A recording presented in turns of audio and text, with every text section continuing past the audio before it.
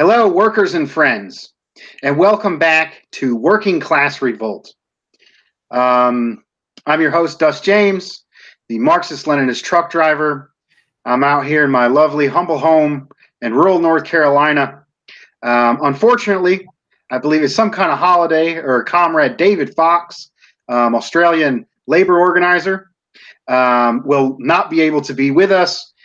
He's on holiday, on a trip, visiting friends. But instead, I'm very honored to be joined with my friend and comrade at the Center for Political Innovation, journalist and author Caleb Maupin. Thanks for being here. How are you doing this lovely evening? I'm great. Here in my lovely Brooklyn apartment, ready for a great conversation. Right on, right on. So also am very, very honored to have with me, to me, he is a working class advanced political theorist. No. And that is my assessment of the comrade. But to a lot of other people, he is known as the Red Bolshevik, communist, Chinese hip-hop artist. While promoting this show, there was a comment on the promotion link that he was the Beatles of communist Chinese hip hop. That had that much influence on it. That commented, sir. So how's it going, man? Hey, hey, thanks for aggrandizing me, but I'm just a humble student of communism who happens to make hip hop music. But it's good to be on, and thanks for having me on. And and to everyone tuning in, thanks for watching. Hope we all learned something from this little conversation. If folks have not read Xiang Yu's essay, Anti-Imperialism, the highest stage of class struggle, I highly recommend it. It gives a little bit about his background as well as applied scientific socialism to today's conditions. So we are gathered here tonight to read from the Center for Political Innovation educational manual, edited by our own Caleb Maupin, who's with us here tonight. And we're going to be reading Mao's The Question on Philosophy. Now, Comrade Maupin, why did you choose this selection in particular? And maybe you could give us a little bit of background on it. Sure. Well, there's quite a story here. So this particular piece is not included in any of the published works of Mao Zedong. Mao Zedong, you have the official, volumes that are available, published by the Chinese Communist Party that are available from the foreign language press. And those works stop in about 1963. But we know Mao continued living after that. But Stuart Schramm, who was a British academic, he was reading regularly publications from China during the Cultural Revolution, and he translated a lot of them. And then he actually published this book, Chairman Mao Talks to the People, which is translations of some of Mao's later works, later speeches. Mainly these are transcribed lectures or presentations. What's interesting is many people suspect Stuart Schramm was somehow tied to intelligence, that he was some kind of intelligence operative. But regardless, this book, Chairman Mao Talks to the People, has a number of basically the translations that Stuart Schramm put together in the early 70s of works by Mao that came out after the last volume of Mao's selected works was published. Now, what's interesting is these translations are not copyrighted. And because they're not copyrighted, the Marxist Internet Archive has been able to put them up without any permissions or any problems. And Stuart Schramm, even though, obviously this book is copyrighted, his translations of Mao's various writings and speeches and conversations with people were not copyrighted. So this is the source for the text. However, and it is Stuart Schramm's translation, but he did not copyright it, and it's public access, fair use. So I was able to publish it in the book with no problem. I did edit it though, because it's quite a long piece, as you noticed. But the reason that I picked it, it's long been one of my most favorite pieces. And the reason is that, in a lot of the writing of Mao, when you read, pieces that people read by Mao Zedong, they're, of course, we're reading them translated in English, so we're already losing something, right? But they're often very, very formal, very, very formal in the way that they're published. They're often, we're reading, the little red book, people, joke that it almost looks like the Bible or something, right? But in this piece where you have Mao transcribed, right? We're getting to see not Mao the political figure, not Mao the formal leader, but rather Mao the organizer, Mao the populist, Mao the kind of fatherly figure giving advice to younger students. And his personality comes across in this text far, far more than it does in a lot of other places. When you read the essays, when you read, the official declarations, things like the 10 great relationships, you don't so much get the person, you get the political line. But in this particular piece, the person, Mao Zedong, the individual, the personality comes across. And mainly he's explaining dialectical materialism and the historical materialist outlook to a group of students in 1964.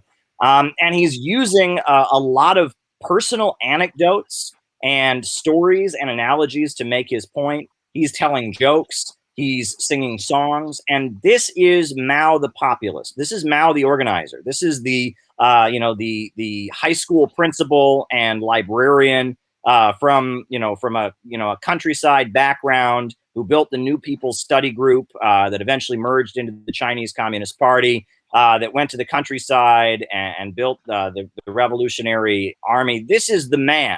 We're getting the essence of his personality. It reminded me a lot, actually, of reading the book Young Stalin, which is a biography of Stalin before the revolution, and you get a similar image of the man, the organizer, the populist, the person who could talk to people, who could explain concepts. And that's why I love it so much. And he just, throughout the piece, tells so many anecdotes and makes so many analogies that are so telling about his method. And it's things you wouldn't get by just studying the little red book. So that's why I chose to include it. Very insightful. Comrade Shan Yu, I understand you speak Chinese, and you looked at the differences between the Chinese and the English version. Maybe you can give us a little bit of background as well as part of the linguistic aspects of the piece. Well, not really the differences, because it is a pretty decent translation, I must say. It's just some of the little small details are just kind of lost in translation. I mean, just little things that don't really take away from the actual overall message. Like there's this one passage, I believe it's like one of the first few paragraphs. He's talking about how there's students who go to like Peking University and like this university, that university, but the true university is to get some experience of class struggle. That's what I call a university. And it's just it's a double entendre in the original Chinese version, because university in Chinese is 大学, which literally means great learning, or actually it can be interpreted as great learning. It also just means like the great school, because primary schools, like the little school, and junior and senior high schools are middle school, and then universities like the big or great school, but it's also great learning. So oh wow, that's amazing. That gives it that section a whole new meaning. Yeah. Let's see. Sean, you is there anything to say about the time period or the background of the piece? Well, I mean, I wasn't alive in 1964, and my family isn't. My immediate family is not from the Chinese mainland, so I don't have immediate family stories about that background. But reading it did remind me of what my dentist told me, because the dentist I go to was part of the Cultural Revolution. He was sent to the countryside, and he said that it really sucked to be sent down to the countryside. But in hindsight, he's actually grateful that he got to experience life just among the peasants, because he said he came to the United States in I believe the 80s or 90s, and he saw there was a great disconnect between the petty bourgeois, like intellectuals or like the college students, and the everyday common folks, especially like in just the poor people or the people who live in rural areas. He described the kids in college, in like good colleges, like Ivy League schools, as nerds who are very good at studying but don't know anything. Let's see. I really like the piece. I think it's great that it's almost like when you think of communism, especially as a working class person in the United States, you don't think about working people. You think about people in the universities and city folk. You don't think about rural people, and you don't think about working people. But that's why I love Mao, especially in this piece, as Caleb explained, is very down to earth. And it's also the same thing about Stalin. I was told my whole life that communists were these weird, intellectual types. And then I read Stalin, and I really I got to hold it up every time. I'm like, man, I don't have my copy with me. My copy of Foundations of Leninism by Stalin. And like the last chapter in that is style and work. It's very down to earth, no nonsense, right to the point. It's night and day from the perception of communism to the actually nuts and bolts of it, of some of the greatest political theorists and politicians of both Mao and Stalin. And this title is rather interesting. Talk on the question of philosophy. It sounds like it's going to be, some kind of text about the philosophy course, some boring thing you're gonna sit through, and it's absolutely the opposite of it. If I'll just read the opening line, it is only when there is class struggle that there can be philosophy. It is a waste of time to discuss epistemology apart from practice. So basically, my bad. Epistemology apart from practice. So, right from the get-go, he's basically saying philosophy is a waste of time without practice. Right from the get, he's cutting it. He's cutting it right to the ground. As soon as you get into it, let's see, Caleb. If you, I know this is a big task, and we're not reading it tonight. But if you could give just like a brief summary of what the piece actually goes through before we go on to the questions. Well, like you said, it is one of the most poorly titled pieces ever, because when you see the title, Talk on the Question of Philosophy, you think, yawn, this is going to be awful. And you read it, and it is one of the most vibrant, exciting texts ever. And yes, he's telling the students that that knowledge comes from correct practical experience. You learn by doing, and he illustrates that point many ways. And then he explains the dialectical materialist worldview, and he makes a lot of analogies from his own life and how he politically developed. He describes mass organizing. He describes the Civil War and some of the experiences that happened in the Civil War against Chiang Kai-shek. And it's just beautiful. I mean, it's just, he comes across and he tells you so much. And he talks about his own family at one point. He talks about his father and his mother and their relationship. He talks about how, like, he studied Benjamin Franklin at one point, and the influence of Benjamin Franklin. And it's, you read it and it's like you get an understanding. He talks a lot about Darwinian evolution. And at one point he says, there's a line in it where he says that religious folks sometimes talk about the end of mankind. He says, well, eventually mankind will be eliminated. There will eventually someday be the end of mankind, but mankind will be replaced by something even more advanced than mankind.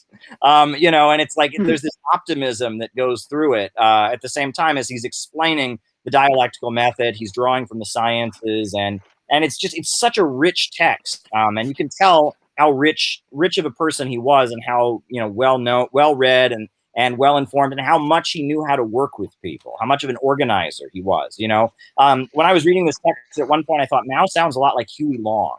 Huey Long, the politician from Louisiana, right? If you listen to Huey Long, that's kind of how Mao comes across in this. At one point, one story that sticks with me is him talking about playing dominoes with a peasant, and how he was able to recruit this peasant to being a communist because he was able to play dominoes with him and lose money to him.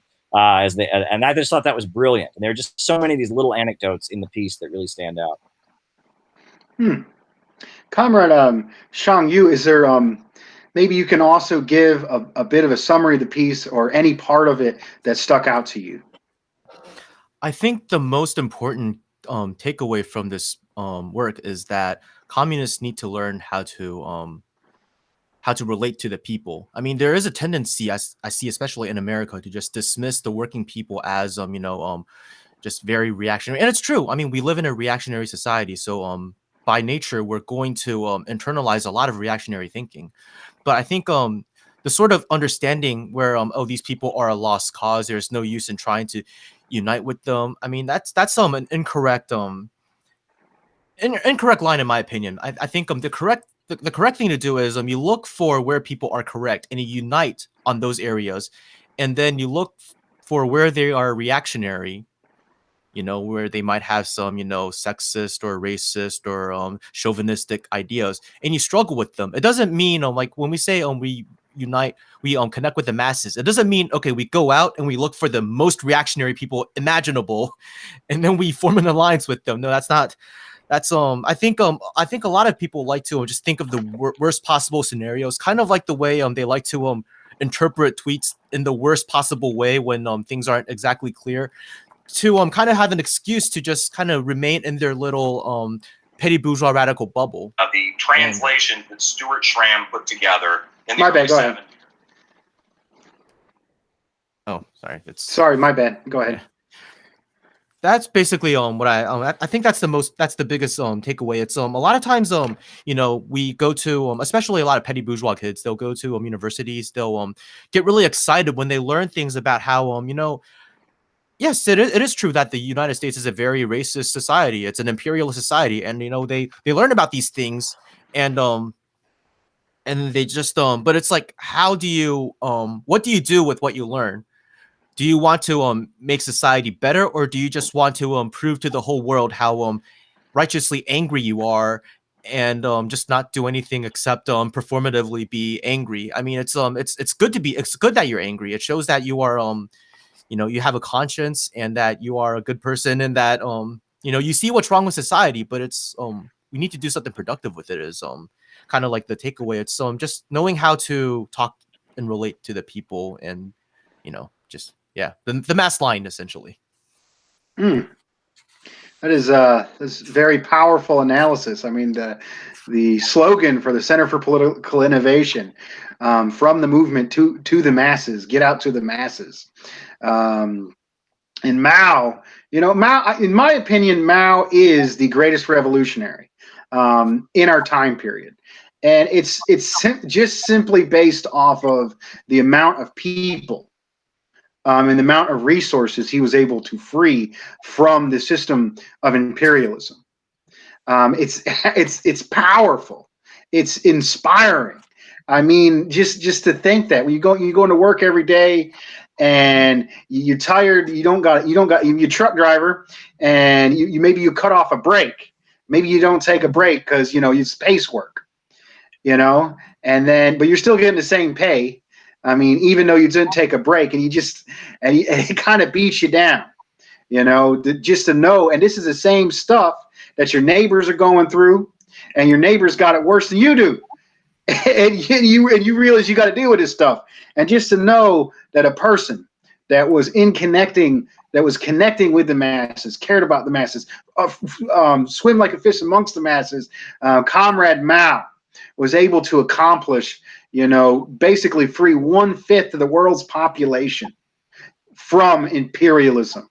Imperialism is still what we face today. Imperialism in campuses both the class contradiction as well as the national contradiction or national question is a part of the larger imperialist system.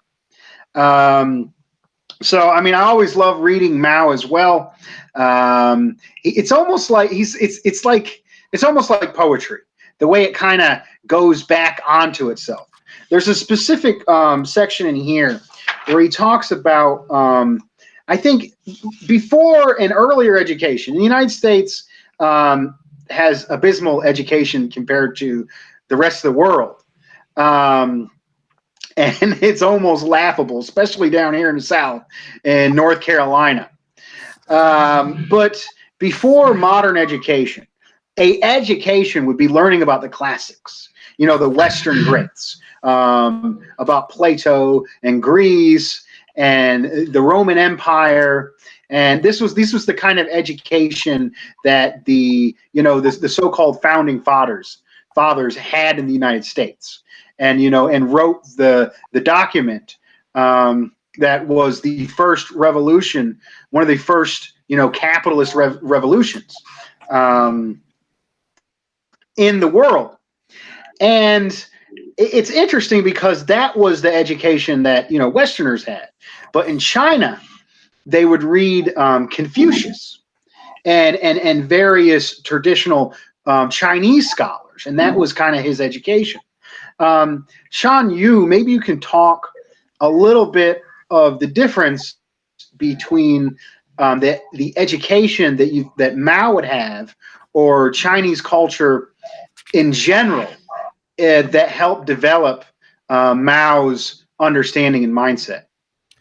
You basically covered it. I think just because China has 5,000 years of history, there is a tendency, and in the past, during Mao's time, the people studied because studying was there was this sort of there was a system of meritocracy to a certain extent, where if you had the resources to study, then you could take the court examinations, and then you can go and work in the imperial courts, and then once you're there, you can kind of secure a stable income, and then you can just go back to your home and buy a house. That was basically that was the Chinese dream back then. So when people studied, a lot of it was just like you said, the the 4 books, the 5 classics, the Tang Dynasty poetry, and that's actually still being taught today. And just the teachings of Confucius and that sort of stuff. And I guess Mao was brought up during a time it was like a crossroads in history, because I mean during that time China was beaten down, so there were people who were like who just kind of rejected everything Chinese and embraced everything foreign. But then there were also people who kind of knee-jerk reacted to that, and they were like no, we are in this situation because we didn't look back enough, look inside enough. And there was just a contention, like, how do we rejuvenate and revitalize our culture, our pride, and everything. So I think in this sense, it was also a synthesis, because Mao it shows that he studies the 4 books, the 5 classics, the all that stuff, but also he studies the works of Darwin and Benjamin Franklin, because his mentality is, there's something I could learn from. It's like what Bruce Lee said in that one quote that keeps on getting repeated. It's you take what's useful and discard what's useless out of everything. That's basically Mao's philosophy as well. Comrade Moppin, is there anything you have to add to what's being discussed? Well, I think what's really interesting, I guess, is because we live in an age where a lot of young people discover communism on the internet, right? I came from a small town in Ohio. There weren't communist organizers in my little town in Ohio. No one in my family was a communist. I discovered communism on the internet. And I meet a lot of younger people that have the same story. No one in their family was in the Communist Party or in the Socialist Party or had ever considered being a communist, but they read about it on their own. They were interested in it. And the internet is a very important place to discover communist ideas. And unfortunately, on the internet, on places like Our Communism, on Reddit, and places like that, you have a lot of people that call themselves Maoists, right? That are really ultra leftists. And this essay by Mao, this presentation by Mao, it is completely the opposite of what so many people on the internet who go around calling themselves Maoists would believe. It shows a deep understanding of dialectics, a deep understanding about how to build a mass movement and organize people. And you don't get that. And that there is this vulgar interpretation of Mao that is all over the internet, and it basically is a fetishization of Mao simply because he led a violent revolution. And now in Peru, we're seeing a situation where it looks like Castillo has won the election, but it was very, very difficult for the left to get any momentum for so long, because the shining path, ultra leftist, extremist, very violent, forces had alienated so many Peruvians from Marxism and communism. And that was one of these groups that called themselves Maoists, and it was very difficult for years for the communists of Peru to even organize, because of the legacy of this crazy extremist violent group, called the Shining Path. And actually, one of the first big terrorist attacks of the Shining Path was to bomb the Chinese embassy, right? Because they claimed, that after Deng Xiaoping had come to power, that China had abandoned the true Maoist way. And that, there's this caricature of Mao where it's like, I swear, these people, the only thing they've ever read by Mao is political power grows out of the barrel of a gun. And they love guns and they love violence and they want to be action heroes. And they're like, yeah, and it's like Mao was so much deeper than that. Now, Mao is going to be going down in history as probably one of the greatest political geniuses, for thousands of years. He's going to be on the level of like a Julius Caesar or an Alexander the Great. He is a pivotal figure in world history. You look at what China is today. You look at what China used to be. You look at who started them on the course to be what they are today. Whose picture is everywhere still in China. That's Mao Zedong. And this man was such a brilliant political organizer, a brilliant scholar. He knew his people and China very, very well and very, very intimately. And I also want to add, the think tank is called the Center for Political Innovation, because you can't make a revolution by just copying somebody else's revolution. You have to innovate, and Mao was an innovator. Stalin, his orientation was that the Chinese communists should support the nationalist KMT movement. Trotsky's orientation was that they should be sectarian against the KMT movement. But Mao had the understanding that it would be the peasantry that would make the revolution, and that the peasant uprisings, the energy that he saw in Hunan province, that was the revolutionary energy in China. And what's interesting is if Mao had been in Russia and been arguing the peasants were revolutionaries, he wouldn't have been a Bolshevik. That would have made him a Narudnik. But Mao had the understanding that the peasantry would make the revolution. Mao also had an understanding about how to relate to youth. And that seems to be a really common theme throughout Mao's life, not just when he's building the party in the 1930s, but also during the Cultural Revolution.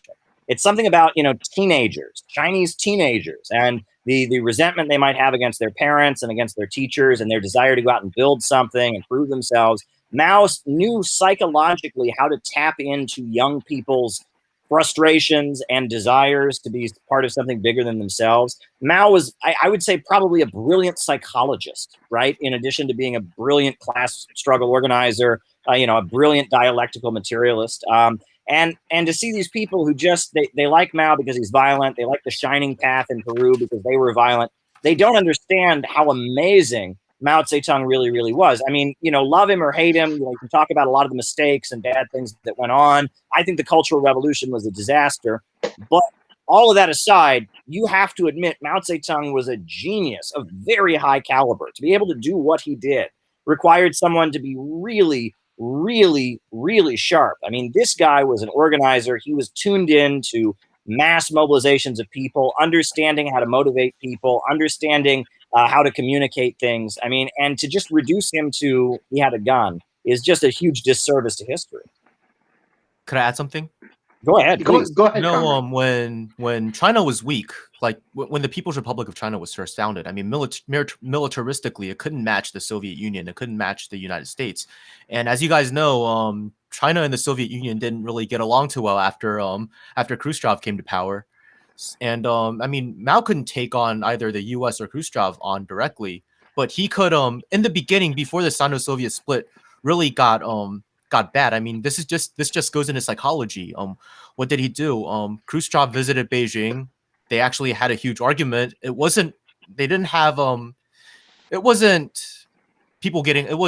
getting along, but he knew how to force Khrushchev into supporting him on the international arena, because right after Khrushchev had left, what did he do? He started shelling the offshore island of Jinmen or Kinmen, which was KMT controlled, off of the coast of Fujian province. So it's on the mainland Chinese side of the Taiwan Strait. It's actually still under Taipei control. We can get into that later if you're curious. But he started shelling it then. So for one, Khrushchev had to support him, but the U.S. would think he did it because Khrushchev had given him the green light. He knew how to. This is just another facet of his psychological genius, and it's just like a demonstration of him putting it to use. Okay, I believe we'll start on the questions now. If everybody want to look, this is actually the last section in the Center for Political Innovation Educational Manual, and we're on page 210. And I guess I'll take the first question. Why does Mao Zedong urge the students to go to the countryside? And I'm gonna interpret this in a little bit of North Carolina language. And essentially, what I believe Mao was saying is the bureaucrats and the university folks were a bunch of city slickers who didn't get their hands dirty. Essentially, what they're saying, they're sitting around getting fat and sick in offices, not working, not fixing trucks, not getting out in the field, not having to walk nowhere. They're a bunch of pencil necks, essentially. Is what bunch of pencil pushers, pencil necks, city slickers, whatever you want to have it, city boys, what have you. That's essentially what Mao is saying. I think there's a lot to it. China was largely an agrarian society at this point, and all the work to feed the people and to feed the cities and the bureaucracy was in the fields with people's hands. And it wasn't a highly mechanized society. And farm work is hard work. My first job when I was 14 was picking watermelons. And the farmer come by with a tow truck. You got this big old watermelon. You got to take it to the center and lift it up on a truck. And rice farming is very labor intensive. And I think that's essentially what he was saying. Maybe Comrade Maupin, you want to add to that question? Well, I will say that that the idea that knowledge comes from experience and that there are some things you cannot learn from a book seems to be really essential to Mao, and throughout his entire life, he's just kind of beating that point home. And that the countryside is where the majority of people in China, before the revolution, and at the time this document was published, that was where they lived. And if you were going to be a leader of the country, you had to understand the people in the countryside. And that, in China at that time, but in most of the world, even today, there is a big gap between town and countryside. And in the Communist Manifesto, Karl Marx actually lists one of the goals of communism as being to get rid of the gap between the town and countryside. And Ramiro Funes, who was just in Nicaragua, has talked about how that's one of the goals the Sandinistas have been carrying out, is trying to bridge that gap. And the rural-urban divide. Some people live in the countryside and some people live in the cities. That is a big divide. And so the fact that the majority of the Chinese communist cadre, the university students he's speaking to, were living in the cities was a problem. If they were going to be able to lead and mobilize the Chinese people, they needed to understand how the majority of people lived in the countryside, which was very different. And that, and this applies to many fields of life. I've heard people even talk about business, right? That, after you graduate from Harvard Business School, you spend the first 10 years of your life in running some big corporation, unlearning everything you learned in business school. The real world is very, very different from what you read in a book, right? And maybe you will understand what's in the book differently, perhaps, if you've actually lived it. Maybe the stuff in the book isn't completely wrong. It's just that if you don't actually live it, you don't really understand it, and it means something different. And knowledge coming through experience, that just seems to be such a central point of what Mao is all about. And that's why he's urging this group of students, of young communists. He said, go and work with the people. That's where you're going to learn to be a revolutionary leader and organizer. Comrade Shan Yu? So you see, this is a book, right? It's an inanimate object. It doesn't have any life. There's a saying in Chinese, 把书读活, which means to I guess, to read or breathe life into a book. And I guess that's a huge part of what he's saying here. And one good example is the combination of theory and practice. When most of the people in the country are living in the countryside, if you're just reading a bunch of stuff on how to lead the country in the city, you're divorcing theory from practice. I mean, you look at the people who design, the engineers who design John Deere tractors, for example. Who do they end up having to learn from at the very end? I mean, when they upgrade their designs, do they figure out like what's good and bad by just sitting in their offices and just reading their designs over and over again? No, they go to the countryside and they talk to the farmers and they look at what farmers had to say, or even look at what modifications a lot of those people have done to their devices, to their tractors or whatever, and then they take note of that. And another thing is Caleb, you talk about the synthetic left a lot, correct? Mm-hmm. And what's something that the CIA did to really turn that into a sort of force that is useless to the masses and useful for the imperialists? It's by divorcing them from the people on the common folks. Yeah. You divorce them from the common folks, but you keep their righteous anger, and then they become a loose cannon that's easily manipulated. Mm-hmm. And then nowadays, I feel like they're doing another segment. There's another factor in it, which is they're trying to breed this sort of insecurity into these people, because once you have all these factors and you have insecurity, insecure people are very easy to manipulate. Mm. Yeah. Well, go ahead. Just add something. It's funny because there was a popular band during the 1960s that were called Country Joe and the Fish, and they did some silly anti-Vietnam War songs. But if you look on Wikipedia, the reason they had their name Country Joe and the Fish was because those were the nicknames of Stalin. Was Country Joe because he was from the countryside, and Fish was for Mao because Mao had said that the masses are the water and the revolutionaries are the fish. And if you look at the two greatest leaders of communism in the 20th century were Country Joe and the Fish, right? And that shows something. And that what was the main difference when it really gets down to it between Stalin and Trotsky? Trotsky did not believe in organizing peasants. He said the peasantry were a class without a future. Peasants could not be revolutionary. He had argued against Lenin's position of building a revolutionary dictatorship of the workers and peasants. Said, oh no, you can't have peasants be part of a revolutionary government. Said you really couldn't have full socialism in the developing world because there's too many peasants there. Was in love with the West. And actually in Trotsky's biography of Stalin, he attacks Stalin as quote unquote Asiatic and says that Stalin is too Asian. He's not European enough, and that Asians can't be revolutionary is basically implied in what Trotsky is saying there, right? Whereas when Trotsky visited New York City, he said that New York City was the foundry where the fate of mankind will be forged. And if you look at the difference between Stalin and Trotsky and what made Stalin and Mao the great communists of the 20th century was that they were organizers of the people. They knew how to get among the peasantry, and they broke out of this synthetic left, this revolutionary intelligentsia, right? They broke Marxism out of the bohemian intellectual circles of New York City and Paris and Vienna and London, right? They broke Marxism out of being this kind of middle class trend, right? I mean, Marxism started out in those circles because it came out of the French Revolution, and there's the whole tradition of the revolutionary left and the bringing down of feudalism in Europe. But in order for Marxism to really be effective, it had to break out of that. And Lenin, with his development of the Party of New Type and what is to be done, was taking a step in that direction. Stalin took it even further. Mao took it even further. And when communism and socialism actually emerged, it wasn't an expression of middle class kids rebelling against society and all of that. It was an expression of the broad masses of people putting forward their hopes and their dreams of aspirations for a better life.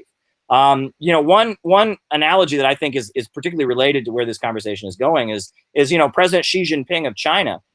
He visited the United States, and I think it was 1978, and he slept in a farmhouse in Iowa, in Muscatine, Iowa.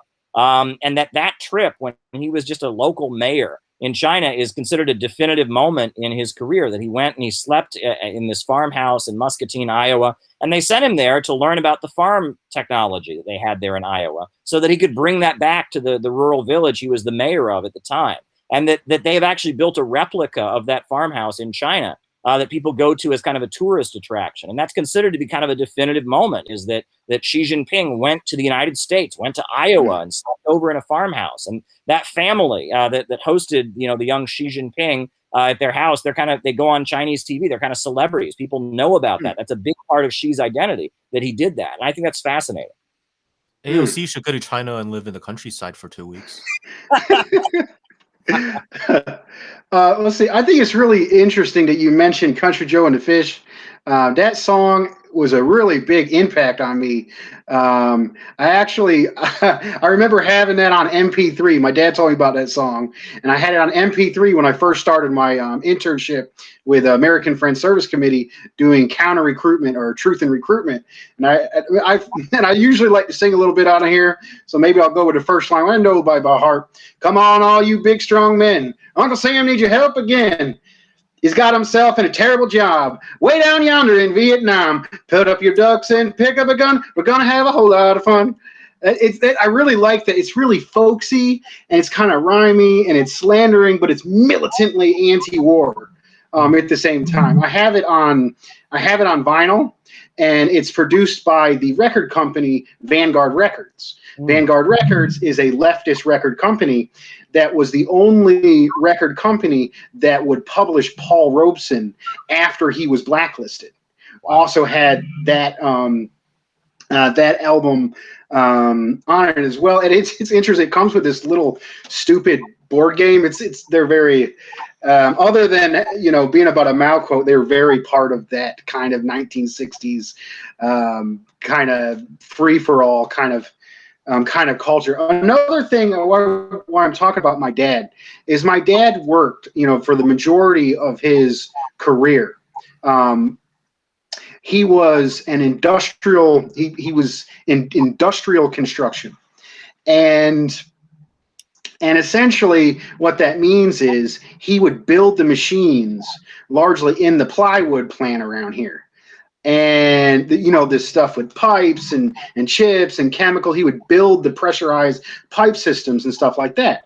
And he'd always come home super angry and frustrated. And the reason why he'd come home angry and frustrated is he would say these engineers and these architects don't know what they're talking about. These architects are completely detached from reality.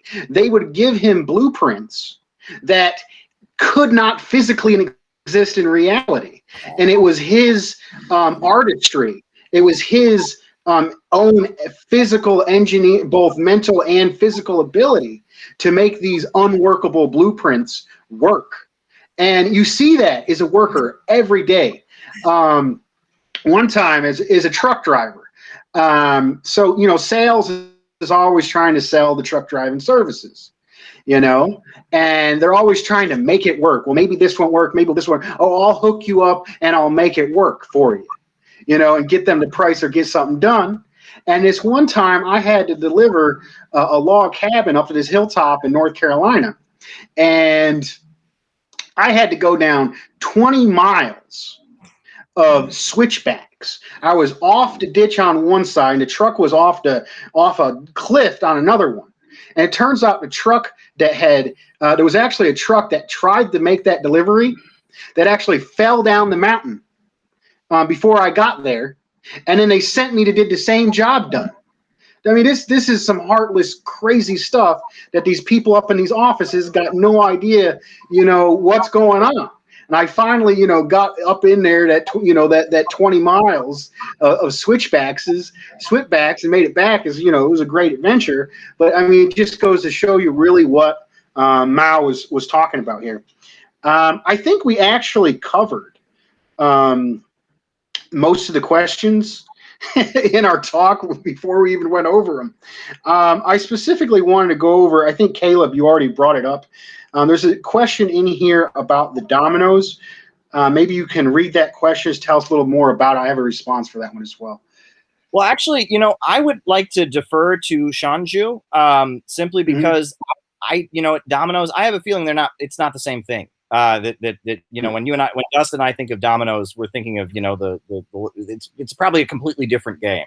And I'm curious, I feel like there's some context we might be missing perhaps with that analogy. So Shanju, and that's I would like to hear from the perspective of someone who's read it in the original language. Like, is there anything that we're missing? I'm sure there's plenty that we're missing. When you look over the piece, but in particular in relation to that Dominoes, story. Anything there? Or? In this regard, not really. But it's like in the West, not too many people play Dominoes, right, nowadays. But that was like a pretty common game that people played alongside other games like Mahjong.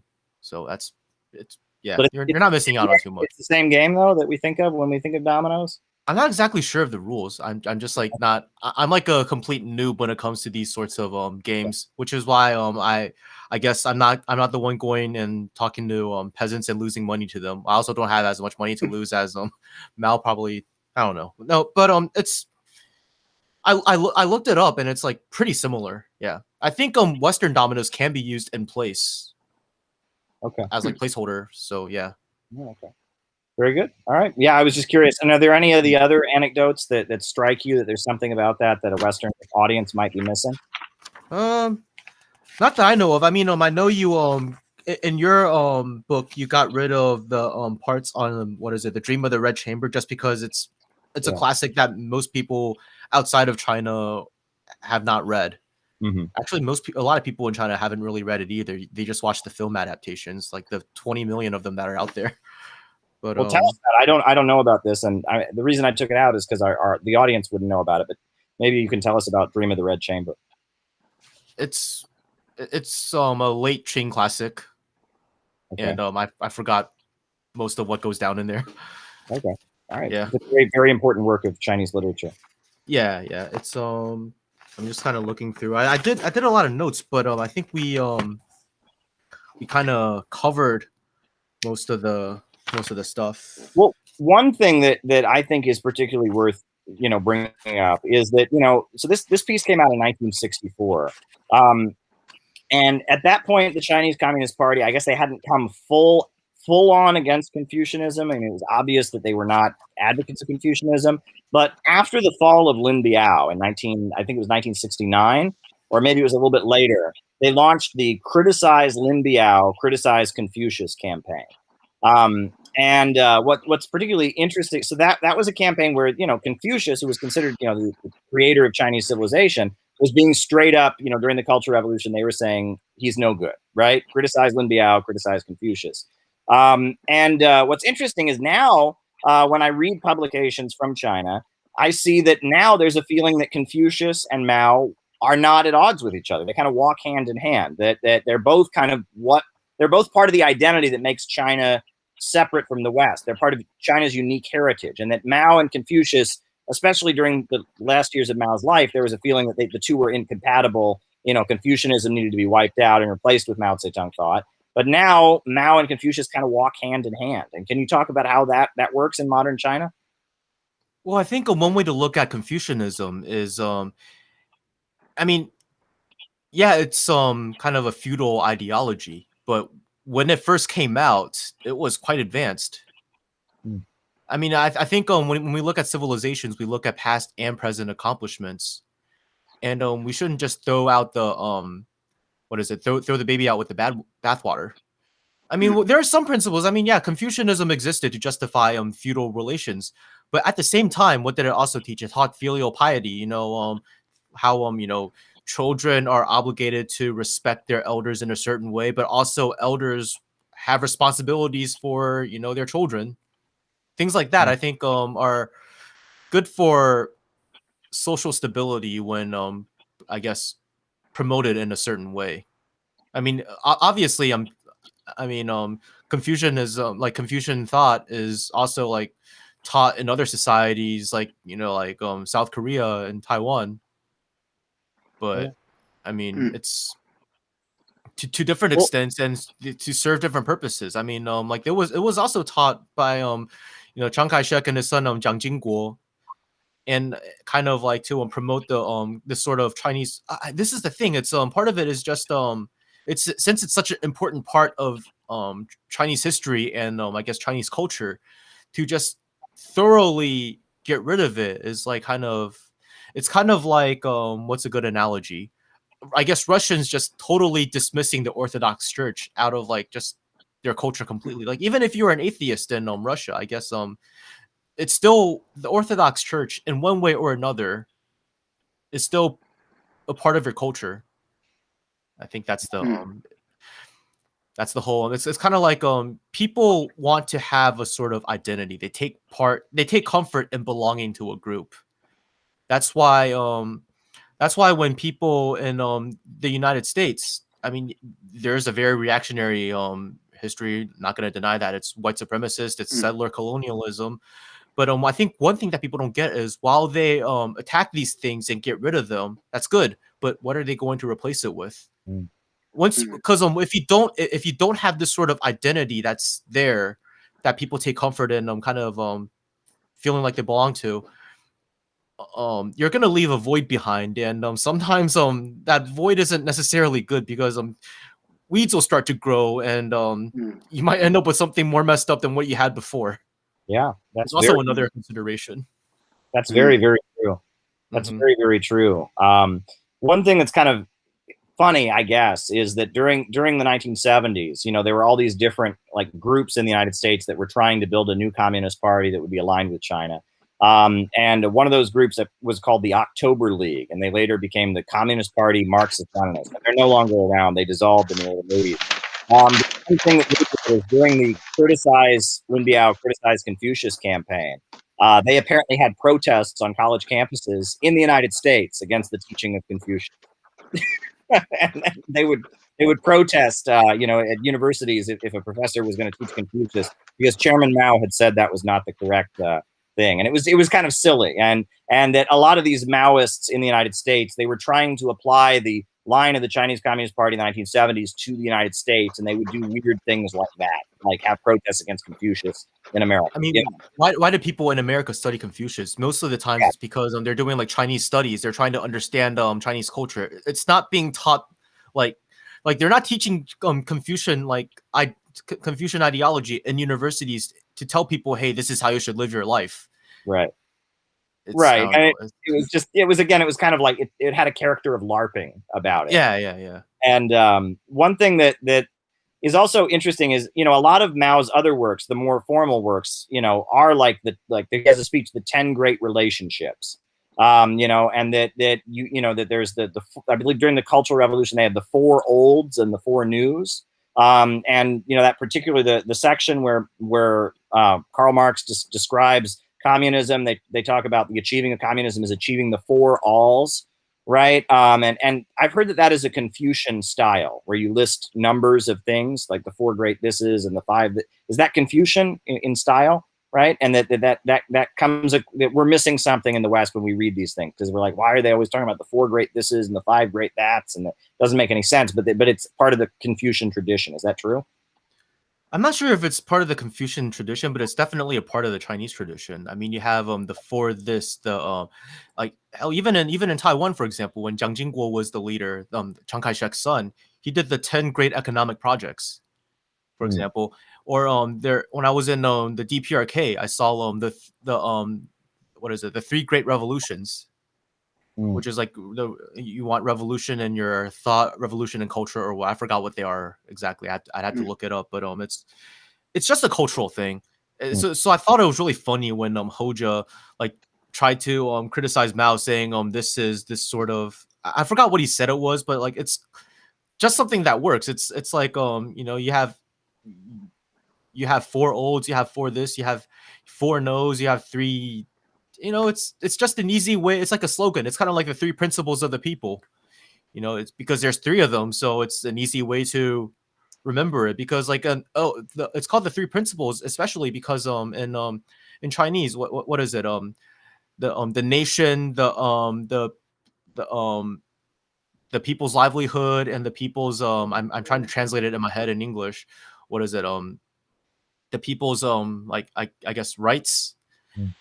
The thing is, in Chinese, they all start with the character min, minzu, minquan, minsheng. So it's like it makes sense to say, oh, it's the 3 min. It's just I don't think it's necessarily that Confucian. It's just the way the language works, I guess. It's a mnemonic device of sorts. Well, there was a group of Filipino activists in New York City years ago. I went to one of their meetings, and they were anti-imperialists or whatever. And one thing that I thought was very neat is that like they would do this thing, in their classes where there'd be like 20, 30 people in the room, and the speaker would call out, "What are the 4 great things oppressing the Filipino people?" And they would in unison shout back like 1, U.S. imperialism, 2, bureaucrat capitalism, 3, the remnants of, and it was like that having all of that kind of memorized, it had this kind of military precision to it that's very effective. And you think about like in school when you're trying to remember something, when you study it, you rewrite the lyrics to a song in your head so you can remember everything or something, and all of that. And it just there was a way of like learning these political principles that was very effective by having them organized into lists like that. So. Yeah, it's like I said, it's a mnemonic device. Yeah. So we're approaching the end of the hour. I'd like to get at least one more question in from the book, and maybe a round of conclusions. Just a few notes on the conversation. I mentioned the Vanguard Records earlier. I thought Caleb would find this interesting. They produced a lot of folk, and that was actually one of their one rock albums, but almost over half their library was also classical music, which is interesting because you don't associate communism or leftism with classical music. Vanguard's records did, so you're definitely not the only one. Another thing I want to mention about was kind of the rural-urban divide. And I really love this discussion about building on the culture that's there. I think this is really kind of why I'm so obsessed with kind of like traditional country music. And I really get into trucker slang. Like trucker slang is almost gone because everyone's on the cell phones. They don't even use new drivers barely even use the CB anymore. But I know like almost everything they said in the 50s and 60s over shorthand radio, just because I'm trying to get an idea of what is like the cultural zeitgeist of the era, and how did that material and cultural experience influence workers today. And what is the zeitgeist today? And what are the cultural remnants of the history in the South and in the United States in general that we can build on, apply to the people, and find the better aspects of and build the socialist future? I think we'll go on down to the last question, which I actually am not able to answer. I think maybe Caleb could take this one. I'll go ahead and read it.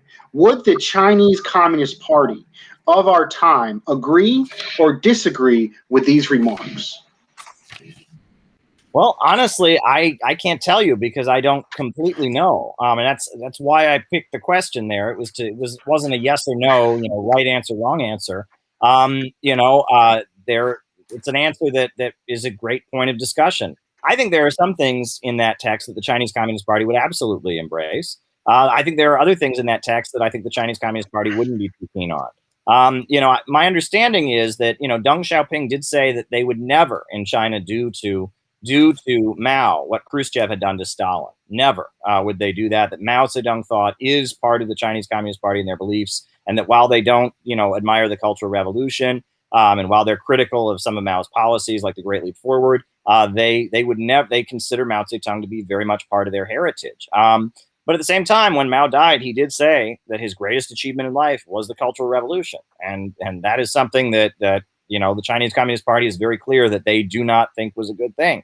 And that the assessment of Mao is, I believe, 70-30. They say that Mao Zedong was 70% good and 30% bad. So, there you go. And this is an interesting document that gives you an insight into the way the man who created modern China and created, the socialist China, this is the way he thought, and this is the way he interacted with people. And I'm really glad I picked it. And I have read this document so many times, and every time I read it, I get something new out of it. It's just a really, really special piece. I don't know if the CIA or MI6 or whatever paid Stuart Schramm to translate it, but I'm glad they did. See, Comrade Shang Yu, anything to conclude with? I guess learn to talk to the people, learn to listen to the people. I guess you the people like when you're working with the masses in a mass movement, I guess everybody has their own understanding of the world, and it might be accurate in some cases, it might be inaccurate in others, but at the very least, they'll be like they'll give you some puzzle pieces to the broader picture to help the vanguard synthesize new ideas. And I mean, there's you can't just look through a book with every single situation and be like, okay, I'm just gonna look for an answer. Another work by Mao I recommend is opposed book worship. Even with this stuff, it's he's teaching you how to approach problems, not yes or no, not yes or no answers to everything, which is why I think the discussion questions at the end, I mean, like Caleb said, they're pretty open-ended. And for example, the last question, even in the Communist Party today, I feel like there would be a lot of agreements and disagreements. There would be a lot of they could talk about it they could go on and on with it. So yeah, that would be what I have to say overall. I thought the story of the peasant with and with Mao playing dominoes with him to get him to later join the Communist Party. It's rather interesting. One time when I went down to visit my wife's family down in Oaxaca, Mexico. This is a very poor town on the hillside. I'm probably the only white person that's visited there, at least in a while, a very long time. A lot of folks go down to the tourist district in Oaxaca, but not out to the small village where folks live real close together, almost like an indigenous village, still going back to indigenous heritage, where people would live, in the valley and then these little houses pretty close together going up the hillside. But I was having a little bit trouble relating with her younger brothers. She has some younger brothers, and I don't know this country. I speak conversational Spanish, and I learned this game, Spanish cards, or baraja españoles, and there's a rummy-like game that you can bet. And these I'm a little bit older than her brothers. They didn't really want to hang out, with some truck driving foreigner. So I'm like, well, I'm gonna play cards with them. And I knew the game pretty well. And so what I did was I got everyone down to sit down at a table, so I could learn a little bit more about their lives, and go a little closer to my family, and I enticed them to stay there by gambling with them, which is kind of exactly what Mao did exactly in this piece. And what I did was I let him win. The older brother, he was pretty decent at it. I let him win over and over and over again, and he was taking both my money and his younger brother's money. And then on the last game, I bet entirely what he had won it all back, and gave the little brother his his money back. But I was able to to have a conversation with my wife's family and learn more about them. It's interesting. Mao used this exact same technique to talk with the peasants, to form the revolution and gain power. And I think that is a very powerful and strong statement. I always say all power to the people at the end of my addresses. And really the power is already with the people, but we have given it away to our exploiters. And if we're able to consciously take back our power and use it in our interest, and there is no power without the people, and we have to convince the masses, to take back their power and be able to work in unity to do that. And there's all kinds of issues that we got to face, especially in the prison house of nations in the United States. We got to know our cultures, our communities, and history, and breathe the language and the arts and the culture and the understanding of the people. to be able to relate with them, to be able to convince the people to unite to take back their power. I think that's going to do it for tonight. Is that all right with y'all? Just one more thing to add to your story about the dominoes that I just wanted to say is that's very important because until you gain the trust of the people, they have no reason to trust you because they're screwed over all the time already. You know, there's a lot of you know, you look at a lot of the Trotskyist organizations when I lived in Taiwan, you know, they would try to tail these unions and then just go in and just tell them what needs to be done.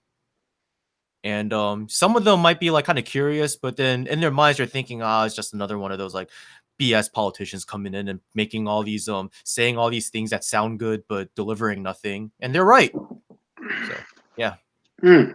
Let's see. Well, if that's everything everybody got to say, we're gonna do our chant. If y'all could repeat after me. Dare to struggle. Dare to struggle. Dare to struggle. Dare to win. Dare to win. Dare to win. All power to the people. All power to the people. All power to the people. Right on. Good night, comrades. Good night.